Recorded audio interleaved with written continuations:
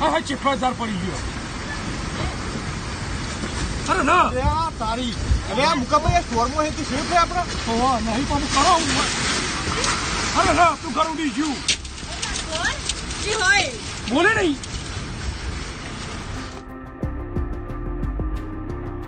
Like they said, it sounded like a freight train. I walked out and straight above my house there was rotation, stuff flying everywhere.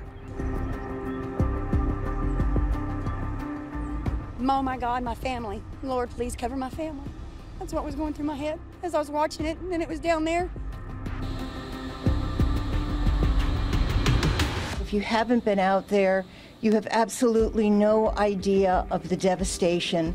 Every time we turned a corner, it was like seeing something again for the first time. It really looked like a war zone. They're going to be living under some very difficult conditions for a very long time, and we have to keep that in mind.